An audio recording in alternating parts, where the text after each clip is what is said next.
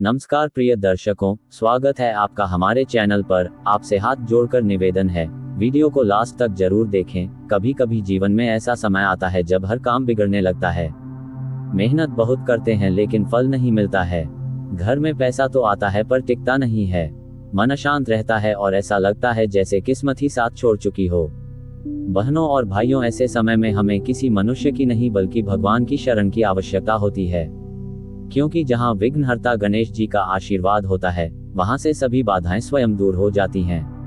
और जहां मां लक्ष्मी की कृपा होती है वहां दरिद्रता कभी ठहर ही नहीं सकती।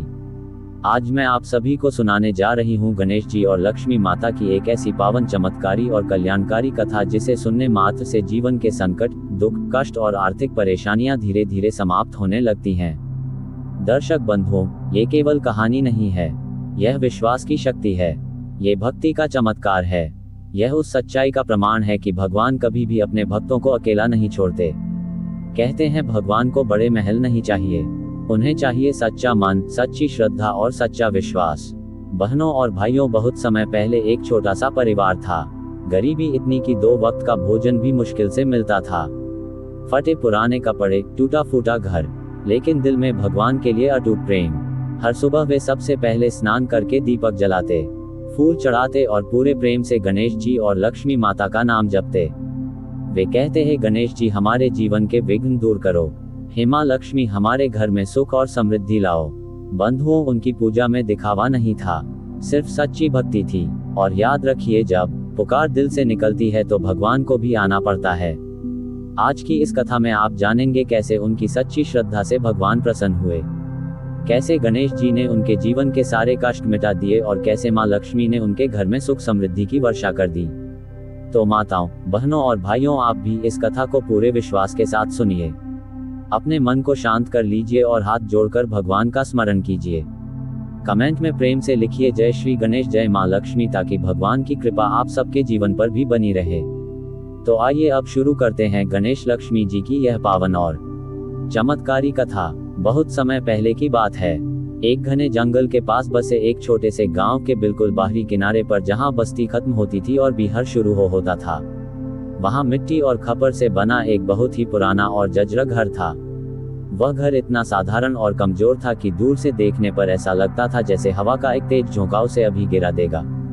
उसकी दीवारों में बड़ी बड़ी दरारें थी, जिनमें से कई बार सांप बिच्छू भी अंदर झांकते थे। छत ऐसी थी कि जब बाहर रिमझिम बारिश होती तो घर के अंदर मूसलाधार पानी बरसता था। उस घर का दरवाजा लकड़ी का नहीं बल्कि बांस की पुरानी खपचियों का बना था, जो आधा टूटा हुआ था और हवा चलने पर चरमराहट की आवाज करता था। उसी टूटे फूटे घर में एक छोटा सा लेकिन बहुत ही संतोषी परिवार रहता था। उस परिवार में केवल 3 लोग थे और उनका 5 साल का नन्हा बेटा, जिसका नाम उन्होंने प्यार से कान्हा रखा था। इस परिवार की गरीबी का वर्णन शब्दों में करना भी मुश्किल था। इतनी गरीबी थी कि उनके घर में चूल्हा जलाना किसी त्योहार से कम नहीं होता था। कई रातें ऐसी गुजरती थी जब घर में अनाज का एक दाना नहीं होता था। माधव और सुमित्रा अपने बेटे को तो जैसे तैसे पानी में थोड़ा सा गुड़ घोलकर पिला देते और सुला देते, लेकिन कपड़ा कसकर सिर्फ पानी पीकर रात गुजारते। उनके शरीर पर जो कपड़े थे वे इतने पुराने थे कि उनका असली रंग क्या था ये पहचानना भी मुश्किल था। सुमित्रा की साड़ी में इतने पैबंद लगे थे कि अब उसमें सुई चलाने की भी जगह नहीं बची थी। माधव की धोती जगह जगह से फटी हुई थी। उनका बेटा, जो खेलने कूदने की उम्र में था, नंगे पैर ही पूरे गांव में घूमता था, क्योंकि उसके पैरों के लिए चप्पल खरीदने की हैसियत नहीं थी।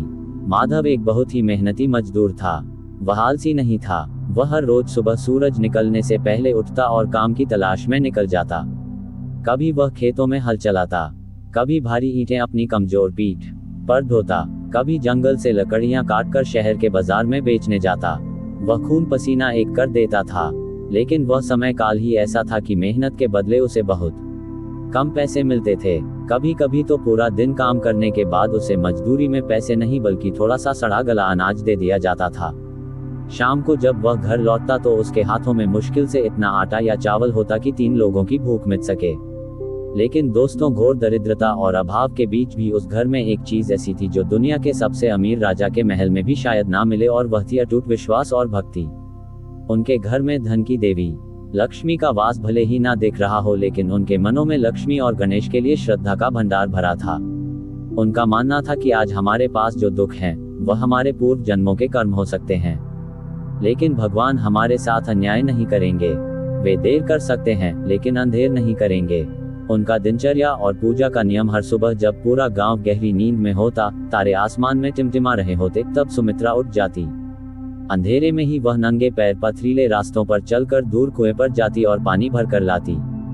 घर आकर वह सबसे पहले घर के उस कोने की सफाई करती जो उनका पूजा घर था। पूजा घर क्या था? मिट्टी का एक छोटा सा ऊंचा चबूतरा था, जिसे सुमित्रा ने खुद अपने हाथों से लीप पोत कर साफ सुथरा बनाया था। वह लकड़ी के एक पटरे पर गणेश जी की एक बहुत छोटी सी खंडित हो चुकी मिट्टी की मूर्ति थी और बगल में लक्ष्मी माता की एक पुरानी तस्वीर थी जो धुएं और समय के कारण पीली पड़ चुकी थी। तस्वीर का कांच भी एक कोने से चटका हुआ था, लेकिन सुमित्रा के लिए वह तस्वीर ही साक्षात वैकुंठ थी। माधव भी उठकर ठंडे पानी से स्नान करता। ठंड से उसका शरीर कांपता रहता, लेकिन उसकी भक्ति में कोई कमी नहीं आती। बेटा कान्हा भी अपनी माँ की देखा देखी जल्दी उठ जाता और हाथ मुंह धोकर फलती मारकर बैठ जाता। तीनों मिलकर वहां एक मिट्टी का दिया जलाते। कई बार दिए में तेल नहीं होता था, तो वे करंज का तेल या कभी कभी सिर्फ पानी का लोटा रख कर ही भाव से पूजा कर लेते। वह कोई बड़ी संस्कृति के मंत्र भी नहीं जानते थे, ना ही उनके पास घंटियां या शंख थे।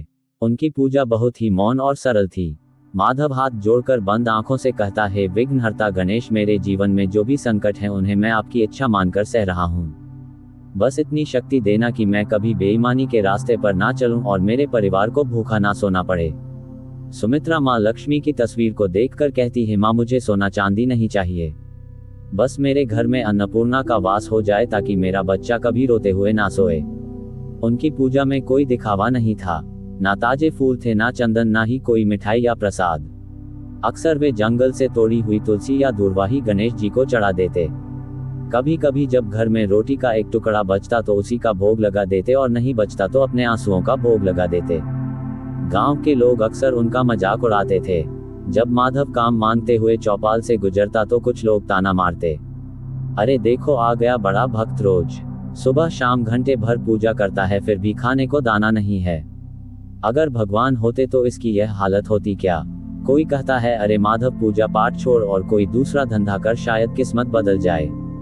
पत्थर की मूर्तियों के सामने सिर पटकने से रोटी नहीं मिलती। यह बातें माधव के दिल को छरनी कर देती थी। उसका मन करता था कि चीख कर कहे, भगवान पत्थर नहीं है, लेकिन वह चुप रह जाता। वह बस फीकी मुस्कान के साथ कहता, भाई भगवान सबकी परीक्षा लेते हैं, अभी मेरी परीक्षा चल रही है, जिस दिन परिणाम आएगा उस दिन सब देख लेंगे। ये कहकर आगे बढ़ जाता, लेकिन उसकी आंखों के कोरों में नमी आ जाती थी। एक समय ऐसा आया जब गांव में भयंकर सूखा पड़ा। खेतों में काम बंद हो गया, मजदूरी मिलनी बंद हो गई। माधव कई दिनों तक लगातार काम ढूंढता रहा, लेकिन हर जगह से उसे दुत्कार कर भगा दिया गया। घर में जो थोड़ा बहुत बचा हुआ आटा था वह भी खत्म हो गया था। लगातार 2 दिन तक घर में चूल्हा नहीं जला। बेटा कान्हा भूख से बिलख रहा था। माँ बहुत भूख लगी है, ये सुनकर सुमित्रा का कलेजा मुंह को आ जाता। वह उसे पानी पिलाकर बहला रही होती है। तीसरे दिन गांव में खबर फैली कि पास के बड़े मंदिर में गणेश चतुर्थी का बहुत बड़ा उत्सव है। वहां बहुत बड़ा भंडारा होने वाला है। गांव के सभी लोग नए नए कपड़े पहनकर सज-धज कर मंदिर जा रहे थे। मिठाइयां बट रही थी, ढोल नगाड़े बज रहे थे। सुमित्रा ने माधव से कहा, स्वामी आज मंदिर में भगवान का उत्सव है, कहते हैं वहां जो भी मांगो मिलता है, चलिए ना हम भी दर्शन कर आए, शायद भगवान को हम पर दया आ जाए। माधव ने अपनी फटी धोती देखी और सुमित्रा की पुरानी साड़ी। उसे शर्म महसूस हुई, लेकिन बेटे की भूख और पत्नी की उम्मीद को देखकर उसने हाँ कर दी। तीनों नंगे पांव तपती धूप में चलते हुए मंदिर की ओर निकले। जब वे मंदिर पहुंचे तो वहां की भव्यता देखकर हैरान रह गए। फूलों की सजावट थी, 56 भोग लगे थे, लेकिन जैसे ही वे मंदिर की सीढ़ियों के पास पहुंचे, कुछ अमीर लोगों ने और गांव के रसूखदारों ने उन्हें देख लिया। उन्होंने नाक भव में सिकोड़नी चालू कर दी। एक आदमी ने धक्का देते हुए कहा, अरे हटो, यहाँ भिखारियों का काम नहीं है, तुम लोग यहाँ गंदे कपड़ों में आकर मंदिर को अपवित्र कर रहे हो, चलो दूर हटो यहाँ से। माधव ने हाथ जोड़कर कहा, मालिक हम भी दर्शन करने आए हैं, हम दूर से ही माथा टेक लेंगे। लेकिन उन कठोर दिल वाले लोगों ने उन्हें मंदिर के प्रांगण में घुसने नहीं दिया। जाओ पीछे के रास्ते पर खड़े रहो, जब सब चले जाएंगे तब आना। किसी ने डांट कर कहा, माधव, सुमित्रा और कान्हा का अपमान हुआ। वे भीड़ से दूर मंदिर के बाहर एक पेड़ के नीचे खड़े हो गए। अंदर से आरती की आवाज आ रही थी, घंटी बज रही थी और हवा में घी और कपूर की खुशबू थी। वह खुशबू उनकी भूख को और बढ़ा रही थी। उनकी आंखों से आंसू बहने लगे। माधव ने वहीं दूर से ही मंदिर के शिखर को देखा और जमीन पर माथा टेक दिया। उसने रोते हुए मन ही मन कहा, प्रभु, क्या अमीरों के लिए ही आपके दरवाजे खुले हैं? क्या हम गरीबों की भक्ति का कोई मूल नहीं? आज आपके दर से मुझे खाली हाथ और अपमानित होकर लौटना पड़ रहा है। लेकिन कोई बात नहीं प्रभु, शायद मैं अभी आपके दर्शन के योग्य नहीं हूँ। वे तीनों वहां कुछ देर खड़े रहे, फिर बिना प्रसाद लिए भूखे पेट और भारी मन से घर की ओर लौट चले। रास्ते भर कोई कुछ नहीं बोला, सिर्फ उनकी सिसकियां की आवाज आ रही थी। शाम हो चुकी थी। वे घर पहुंचे। घर में घोर अंधेरा था और सन्नाटा था। सुमित्रा ने आदत के अनुसार अंधेरे में ही टटोल कर दिया जलाया और गणेश जी के सामने रख दिया। उसने रोते हुए कहा, प्रभु, आज तो आपके मंदिर से भी खाली हाथ आए हैं। अब आप ही बताओ, इस बच्चे का पेट कैसे भरूं? उस रात वे फिर भूखे सोने की तैयारी कर रहे थे। कान्हा रोते रोते सो गया था। तभी आधी रात के करीब माधव को दरवाजे पर कुछ आहट सुनाई दी। उसे लगा शायद कोई कुत्ता है या हवा है, लेकिन फिर लगा कि कोई भारी चीज रखी गई है। माधव उठा और डरते डरते दरवाजा खोला। बाहर कोई नहीं था, दूर दूर तक सन्नाटा था, लेकिन दरवाजे के ठीक सामने एक कपड़े का छोटा सा साधारण सा थैला रखा हुआ था। माधव ने इधर उधर देखा, कोई नहीं दिखा। उसने थैला उठाया, थैला भारी था। वह उसे अंदर लाया। सुमित्रा ने पूछा, क्या है ये? माधव ने कांपते हाथों से थैला खोला। उनकी आंखें फटी की फटी रह गई। उसमें चावल और दाल थे, बहुत ज्यादा नहीं, लेकिन इतना जरूर था कि अगले 4-5 दिन तक उनका पेट भर सके। सुमित्रा फूट फूट कर रोने लगी। देखो स्वामी, मैंने कहा था ना, भगवान ने सुन ली। उन्होंने हमें मंदिर में दर्शन नहीं दिए, लेकिन वे खुद हमारे घर प्रसाद लेकर आए हैं। उस आधी रात को सुमित्रा ने चूल्हा जलाया। कई दिनों बाद घर में पकते हुए भोजन की महक उठी। वह शादी दाल चावल उस दिन उन्हें किसी राजभोग से कम नहीं लगे। उन्होंने पहले भगवान को भोग लगाया, उन्हें धन्यवाद दिया और फिर तीनों ने भरपेट खाना खाया। उस रात वे सुकून से सोए। अगले कुछ दिन उस अनाज से आराम के कट गए। माधव और सुमित्रा का विश्वास अब और गहरा हो गया था, लेकिन जैसा कि कहते हैं, भगवान अपने सबसे प्रिय भक्तों की परीक्षा सबसे कठिन लेते हैं। अनाज खत्म हो गया, फिर वही गरीबी सामने आ खड़ी हुई। लेकिन अब माधव में एक बदलाव आ गया था। वह अब निराश नहीं होता था। उसे लगता था कि जिसने एक बार दिया है वह दोबारा भी देगा। एक दिन माधव काम की तलाश में गांव से बहुत दूर निकल गया। उसे जंगल के किनारे एक लकड़हारे के पास काम मिल गया। दिन भर उसने भारी लकड़ी काटी। शाम को उसे मजदूरी के रूप में कुछ पैसे मिले। माधव बहुत खुश था। वह सोच रहा था कि आज इन पैसों से आटा, थोड़ा गुड़ और बेटे के लिए कुछ मिठाई ले जाएगा। वह तेज कदमों से घर लौट रहा था। सूरज डूबने वाला था। तभी रास्ते में एक सुनसान मोड़ पर उसने देखा कि एक बेहद बूढ़ी औरत सड़क के किनारे बैठी है। उसके पास कपड़ों की एक बहुत भारी गठरी रखी थी। वह बार बार उस गठरी को उठाने की कोशिश करती, लेकिन कमजोरी के कारण उठा नहीं पाती थी। उसकी पीठ झुकी हुई थी और बाल सफेद थे। माधव को जल्दी थी, उसे घर पहुंचना था, लेकिन उसके कदम रुक गए। उसे अपनी पत्नी की बात याद आ गई। नरक सेवा ही नारायण सेवा है। वह उस बूढ़ी माँ के पास गया और बोला, माँ जी, क्या हुआ? आपको कहाँ जाना है? बूढ़ी औरत ने कांपती आवाज में कहा, बेटा, मुझे उस अगले गांव तक जाना है। ये गठरी बहुत भारी है, मुझसे उठ नहीं रही और अब अंधेरा भी होने वाला है। मुझे डर लग रहा है। अगला गांव माधव के घर से विपरीत दिशा में था। अगर वह वहां जाता तो उसे घर पहुंचने में बहुत देर हो जाती और शायद दुकानें भी बंद हो जाती। लेकिन माधव ने उस बूढ़ी माँ की लाचारी देखी। उसने एक पल भी नहीं सोचा। उसने कहा, माँ जी, आप चिंता मत करो, मैं छोड़ देता हूँ आपको। माधव ने अपनी कमाई के पैसे कमर में बांधे और उस बूढ़ी औरत की भारी गठरी अपने सिर पर उठा ली। गठरी सच में बहुत भारी थी, मानो पत्थर से भरी हो। माधव, जो खुद दिन भर का थका हुआ था, पसीने से लथपथ हो गया। वह बूढ़ी औरत धीरे धीरे चल रही थी और माधव उसके साथ साथ चल रहा था। लगभग 2 घंटे चलने के बाद वे उस गांव पहुंचे। बूढ़ी औरत एक छोटी सी झोपड़ी के पास रुकी। उसने माधव से गठरी उतरवाई। माधव ने हाँफते हुए कहा, माँ जी, अब मैं चलता हूँ, मेरे घर पर पत्नी इंतजार कर रही है। तभी उस बूढ़ी औरत ने माधव का हाथ पकड़ा। उसकी पकड़ में एक अजीब सी ऊर्जा थी। बूढ़ी औरत ने अपनी झोली में हाथ डाला। माधव ने सोचा शायद वह कुछ पैसे देगी और वह मना करने की सोच रहा था, लेकिन उस औरत ने पैसे नहीं निकाले।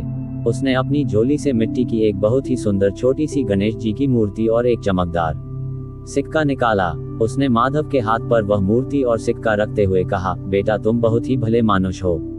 तुम्हारी खुद की हालत ठीक नहीं है, फिर भी तुमने इस बुढ़िया की मदद की। जो दूसरों का बोझ उठाता है उसका बोझ मेरे गणेश उठा लेते हैं। यह मूर्ति अपने घर में मंदिर में रखना और यह सिक्का कभी खर्च मत करना। जाओ तुम्हारा कल्याण होगा। माधव ने झुककर उनके पैर छुए। जब उसने सिर उठाया तो उसे लगा कि उस बूढ़ी अम्मा के चेहरे पर एक दिव्य मुस्कान थी। माधव दौड़ता हुआ वापस अपने गांव की तरफ आया। रात बहुत हो चुकी थी, दुकानें बंद हो चुकी थी। वह आटा या गुड़ नहीं खरीद पाया। वह खाली हाथ सिवाय उस मूर्ति और सिक्के के घर पहुंचा। सुमित्रा दरवाजे पर ही बैठी थी। माधव ने उसे सारी बात बताई और वह मूर्ति दिखाई। सुमित्रा ने उस मूर्ति को माथे से लगाया। उसने कहा, स्वामी आपको भोजन नहीं मिला, इसका दुख मत करो। आपने एक असहाय की मदद की, यही सबसे बड़ी पूजा है। और देखो वह अम्मा साक्षात देवी जैसे लगती है। उन्होंने हमें ये गणेश जी दिए हैं। उस रात वे फिर भोजन किए बिना सोए, लेकिन उनके मन में एक अजीब सी शांति थी। उन्होंने उस नई मूर्ति को अपने मंदिर में स्थापित किया। उसी रात मौसम अचानक बिगड़ गया। आसमान में काले बादल घिर आए और भयानक गड़गड़ाहट होने लगी। देखते ही देखते इतनी तेज आंधी आई कि बड़े बड़े पेड़ उखड़ने लगे। बारिश प्रलय की तरह बरस रही थी। माधव का घर तो पहले से ही टूटा फूटा खपराल था। हवा में उड़ने लगी, दीवारें हिलने लगी, पानी छत से धार बनकर गिरने लगा। कान्हा डर के मारे रोने लगा। माधव और सुमित्रा ने एक दूसरे का हाथ पकड़ लिया। उन्हें लगा कि आज उनकी आखिरी रात है, ये किसी भी पल गिर सकता है। वे दौड़कर अपने पूजा घर वाले कोने में गए। वहां उन्होंने उस नई गणेश मूर्ति और लक्ष्मी मां की तस्वीर को अपनी छाती से लगा लिया और कोने में दुबक कर बैठ गए।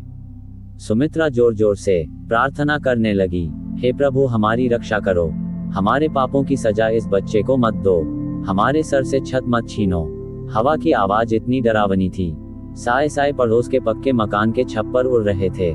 लेकिन हैरानी की बात यह थी कि माधव का वह कमजोर मिट्टी का ढांचा उस भयंकर तूफान में भी एक दिए किलो की तरह डगमगाया जरूर, लेकिन बुझा नहीं। ये चरमरा रहा था लेकिन गिर नहीं रहा था, मानो कोई अदृश्य हाथ उस घर की दीवार को थामे हुए था। पूरी रात तूफान तांडव कर रहा था और पूरी रात माधव और सुमित्रा ओम ओम गण गणप नमः का जाप करते रहे। जब सुबह हुई और तूफान शांत हुआ तो अब दृश्य हैरान करने वाला था। गांव के कई मजबूत घर भी क्षतिग्रस्त हो चुके थे। पेड़ रास्ते पर गिर पड़े थे, लेकिन गांव के किनारे पर बना वह सबसे कमजोर घर ज्यों का त्यों खड़ा रहा। उसकी एक भी दीवार नहीं गिरी थी। गांव के लोग जब अपना नुकसान देखने बाहर निकले तो माधव के घर को सुरक्षित देखकर दंग रह गए। एक बुजुर्ग ने कहा, भाई इसे कहते हैं चमत्कार।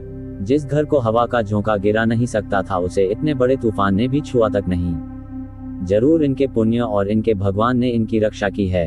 उस सुबह माधव और सुमित्रा ने जब आंखें खोली और खुद को जीवित और घर को सुरक्षित पाया तो वे फूट फूट कर रोने लगे। ये खुशी के आंसू थे। उन्होंने समझ लिया था कि उनकी परीक्षा की कठिन घड़ी अभी समाप्त होने वाली है। लेकिन उन्हें यह नहीं पता था कि जिस जमींदार के यहाँ माधव को काम मिलने वाला था, वहाँ एक और बड़ी घटना उनका इंतजार कर रही थी, जो उन्हें फर्श से अर्श तक पहुँचाने वाली थी। माधव और सुमित्रा ने गणेश जी की उस नई मूर्ति के सामने सिर झुकाया और धन्यवाद दिया। अभी वे हाथ जोड़े खड़े ही थे कि अभी उनके टूटे हुए दरवाजे पर किसी ने आवाज दी, माधव ओ माधव क्या घर में है। माधव बाहर आया। सामने गांव के सबसे बड़े जमींदार ठाकुर प्रताप सिंह का मुनीम खड़ा था। जमींदार प्रताप सिंह गांव के सबसे रसूलदार और अमीर व्यक्ति थे, स्वभाव से बहुत सख्त माने जाते थे। मुनीम ने कहा, ठाकुर साहब ने तुम्हें तुरंत हवेली बुलाया है। माधव का दिल जोर से धड़कने लगा। उसे लगा कहीं कल रात तूफान में मेरे घर का कोई हिस्सा उड़कर उनकी जमीन पर तो नहीं गिर गया या कोई और गलती हो गई। सुमित्रा भी घबरा गई। उसने माधव को तिलक लगाकर विदा किया और कहा, घबराए मत, हमने कोई पाप नहीं किया है, गणेश जी रक्षा करेंगे। माधव डरते डरते जमींदार की विशाल हवेली पहुंचा। वहां कई नौकर चाकर काम कर रहे थे। जमींदार प्रताप सिंह अपनी गद्दी पर बैठे हुक्का गुड़गुड़ा रहे थे। माधव दूर से ही झुककर प्रणाम किया। मालिक आपने बुलाया। जमींदार ने अपनी गंभीर आवाज में कहा, माधव सुना है तुम बहुत मेहनती हो और कभी कान से जी नहीं चुराते। कल रात के तूफान ने मेरे गोदाम की दीवार गिरा दी है और अनाज बिखर गया है।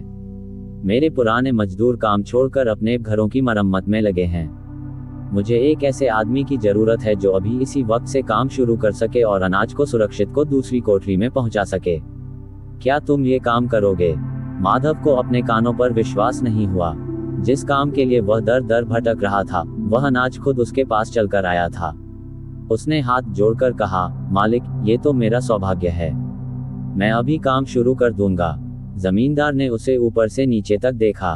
फटे कपड़े, पिचके गाल, लेकिन आंखों में गजब की चमक। जमींदार ने चेतावनी देते हुए कहा, देखो माधव, गोदाम में बहुत कीमती अनाज और सामान रखा है। अगर एक दाना भी इधर उधर हुआ तो मैं खाल खींचवा लूंगा। मुझे ईमानदारी चाहिए। माधव ने विनम्रता से कहा, मालिक, मैं गरीब जरूर हूं लेकिन चोर नहीं हूं। मेरा धर्म और मेरे भगवान साथ हैं। आप निश्चिंत रहें। उस दिन से माधव का नया जीवन शुरू हुआ। वह रोज सुबह अंधेरे में उठता, स्नान करके गणेश जी और लक्ष्मी जी की पूजा करता और फिर सीधा काम पर निकल जाता।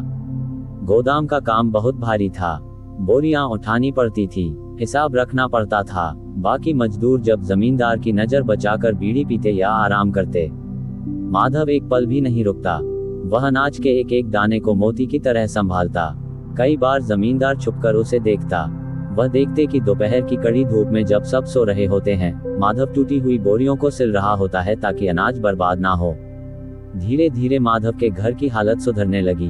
अब रोज शाम को चूल्हा जलता, सुमित्रा और कान्हा को भरपेट भोजन मिलने लगा।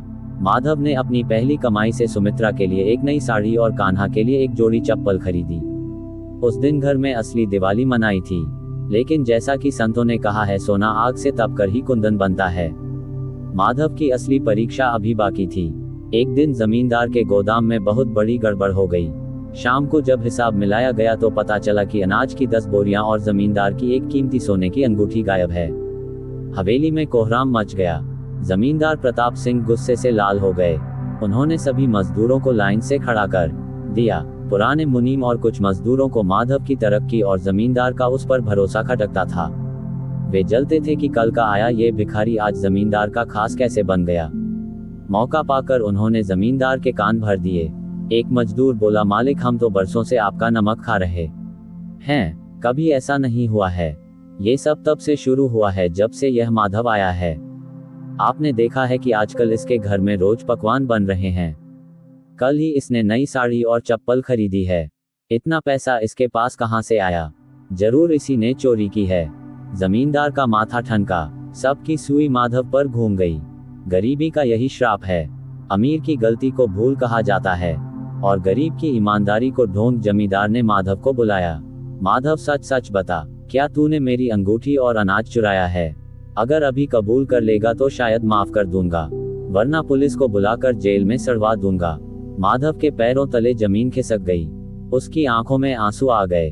उसने कांपते हुए कहा, मालिक, मैं अपनी कसम खा सकता हूँ, अपने बच्चे की कसम खा सकता हूँ। मैंने चोरी नहीं की। पैसा आप देते हैं उसी से मैंने घर का राशन लिया है। मैंने आपके एक दाने को भी हाथ नहीं लगाया है। लेकिन मुनीम ने आग में घी डालते हुए कहा, मालिक, चोर कभी खुद नहीं मानता, इसके घर की तलाशी ली जाए। जमींदार ने आदेश दिया। 4 लठत माधव के साथ उसके घर गए। सुमित्रा और कान्हा घबरा गए। उन्होंने माधव का पूरा घर उलट पुलट कर दिया। आटे के डिब्बे, बिस्तरों के नीचे, यहाँ तक कि पूजा के स्थान को भी देखा, लेकिन वहां कुछ नहीं मिला सिवाय उस बूढ़ी अम्मा की दी हुई मिट्टी की मूर्ति और एक सिक्के के जिसे माधव ने कभी खर्च नहीं किया था। पहरेदार वापस आए और बोले, मालिक, घर में तो कुछ नहीं मिला, लेकिन हो सकता है इसने कहीं गाड़ दिया हो। जमींदार का गुस्सा 7वें आसमान पर था। उसे लगा माधव बहुत चालाक है। उसने चिल्लाकर कहा, इसे पेड़ से बांध दो जब तक कि यह बताता नहीं कि सामान कहाँ है। इसे कोड़े मारो। माधव को हवेली के बीचों बीच एक नीम के पेड़ से बांध दिया गया। पूरा गांव तमाशा देखने जमा हो गया। सुमित्रा जमींदार के पैरों में गिर गई। मालिक, मेरे पति निर्दोष हैं, उन पर दया कीजिए। उन्होंने कभी चींटी भी नहीं मारी, वो चोरी कैसे करेंगे? लेकिन जमींदार ने उसे ठोकर मार दी। जल्लाद ने कोड़ा उठाया। माधव ने अपनी आंखें बंद कर ली। उसने मन ही मन पुकारा, हे गजानन, हे मां लक्ष्मी, क्या यही मेरी भक्ति का फल है? क्या सत्य हार जाएगा? मैंने उस दिन से उस बूढ़ी माँ का बोझ उठाया था, आज मेरा बोझ कौन उठाएगा? प्रभु, मेरी रक्षा करो, मेरी लाज रखो। जैसे ही जल्लाद ने पहला कूड़ा मारने के लिए हाथ उठाया, अचानक आसमान में एक तेज गड़गड़ाहट हुई, लेकिन बारिश नहीं आई। उसी वक्त हवेली के मुख्य द्वार पर एक बैलगाड़ी आकर रुकी। बैलगाड़ी से शहर का एक बड़ा व्यापारी उतरा। वह सीधा दौड़ता हुआ जमींदार के पास आया। उसने हाथ में एक पोटली, रुकिए ठाकुर साहब। व्यापारी ने चिल्लाकर कहा। जमींदार चौंका। क्या हुआ सेठ जी, आप यहाँ कैसे? व्यापारी ने हाँफते हुए कहा, गजब हो गया ठाकुर साहब, आज सुबह आपके गोदाम का मुनि मेरे पास आया था। वह मुझे अनाज की बोरियां और एक सोने की अंगूठी सस्ते में बेचने की कोशिश कर रहा था। उसने कहा कि यह उसका माल है। मुझे अंगूठी पर आपकी मोहर दिखी तो मैं समझ गया कि यह चोरी का माल है। मैं तुरंत इसे पकड़कर आपके पास लाया हूँ। व्यापारी ने इशारा किया। पीछे गाड़ी में से आदमी उस मुनीम को पकड़े हुए बाहर लाए जो माधव को फंसाने की साजिश रच रहा था। मुनीम का चेहरा डर से सफेद पड़ चुका था। व्यापारी ने वह अंगूठी जमींदार के हाथ में दी। ये रही आपकी अमानत और यह निर्दोष मजदूर जिसे आप सजा दे रहे हैं। ये तो देवता आदमी है। मुनीम ने मुझे बताया कि वह माधव से जलता था, इसलिए उसने खुद चोरी की और इल्जाम इस पर लगा दिया। जमींदार सन रह गया। कोड़ा उसके हाथ से गिर गया। सन्नाटा छा गया। माधव पेड़ से बंधा हुआ था। उसकी आंखों से आंसू बह रहे थे, लेकिन उसके चेहरे पर एक अलौकिक शांति थी। जमींदार दौड़कर माधव के पास आया। उसने खुद अपने हाथ से माधव की रस्सी खोली।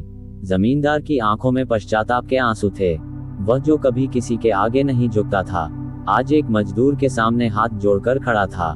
मुझे माफ कर दो माधव, जमींदार ने भारी आवाज में कहा। मैंने एक निर्दोष पर हाथ उठाया है। तुम्हारी ईमानदारी सोने से भी खरी है। आज तुमने साबित कर दिया कि जिसके साथ भगवान है, उसका कोई बाल भी बांका नहीं कर सकता। जमींदार ने उसी वक्त मुनीम को पुलिस के हवाले कर दिया। फिर उसने माधव को गले लगाया और ऐलान किया कि आज से यह माधव मेरे गोदाम का मजदूर नहीं बल्कि मेरे पूरे कारोबार का प्रधान मैनेजर होगा। आज से मेरे खेतों का आधा मुनाफा माधव का होगा। माधव और सुमित्रा के जीवन का वह सबसे बड़ा दिन था। वे घर लौटे, लेकिन इस बार खाली हाथ नहीं थे। जमींदार ने उन्हें ढेरों उपहार, अनाज और धन देकर विदा किया। उस रात जब वे घर पहुंचे तो उन्होंने सबसे पहले उस छोटी सी गणेश मूर्ति और लक्ष्मी मां की तस्वीर के सामने दंडवत प्रणाम किया। सुमित्रा ने रोते हुए कहा, प्रभु आपने हमें अग्नि परीक्षा से गुजारा लेकिन जलने नहीं दिया।